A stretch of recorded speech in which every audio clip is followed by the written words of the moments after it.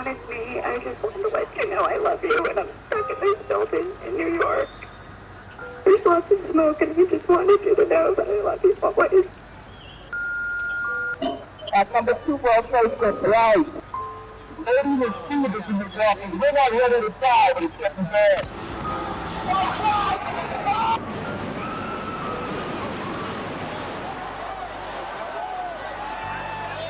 I'm on the 83rd floor. I'm gonna die, aren't I? No. I'm gonna die.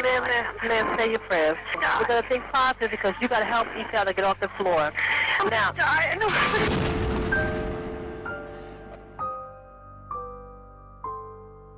Everybody knows what happened on 9/11, right? The truth is most of my peers, I was born after 2001, don't. They almost certainly don't know why it happened. Most probably don't even know who did it. Such things aren't taught in schools now. So here's what took place on that fateful Tuesday, what the United States of America did about it, and why it's one of the most important days in American history. September 11, 2001 began as a beautiful morning on the East Coast. America was at peace, not embroiled in any foreign war. Passengers boarded their early flights, headed to business meetings, or to visit relatives across the country. Tragically, they were not the only ones who boarded planes that morning. 19 Islamic terrorists, organized by the terrorist group that calls itself Al-Qaeda, directed by its leader Osama bin Laden and drawn from 4 Arab countries, also boarded planes that morning. All of the planes, the terrorists were split among 4 of them, were cross-country flights. Their tanks were filled to capacity with jet fuel. Within an hour after takeoff, these 19 terrorists would hijack the planes, brutally murder defenseless stewardesses and pilots, and kill 3,000 innocent people.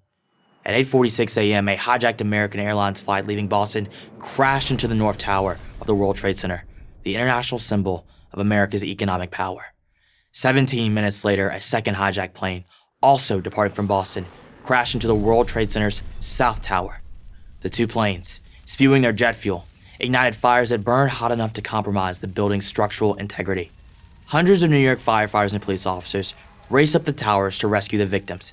Quite suddenly, the buildings collapsed, killing 343 firefighters, 60 police officers, and thousands of trapped office workers. A third hijacked plane, leaving Washington's Dulles Airport, crashed into the Pentagon, the headquarters of the U.S. military. 125 Pentagon workers were killed.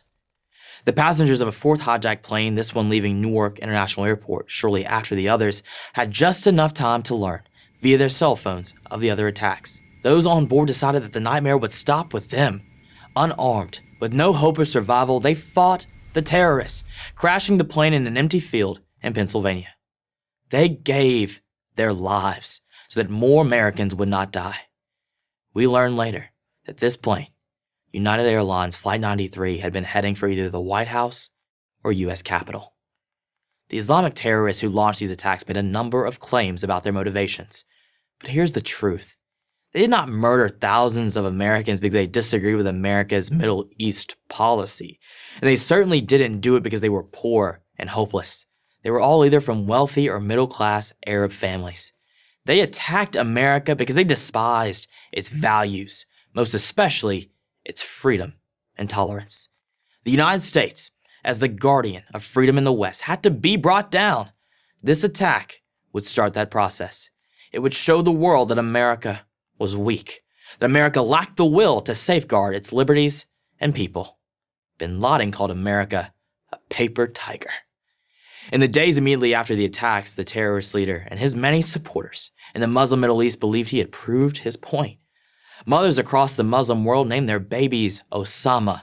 Bin Laden's face adorned posters in homes, and kids in Pakistan wore Bin Laden t-shirts.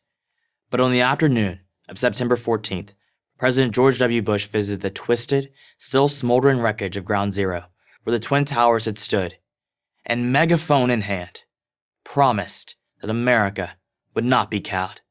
"I can hear you," he said. "The rest of the world hears you. And the people who knocked these buildings down will hear from all of us soon." And they did. America launched its war on terror, destroyed the terrorist leadership, and sent bin Laden into a decade of running and hiding. Within 6 months, kids in Pakistan were no longer wearing bin Laden t-shirts.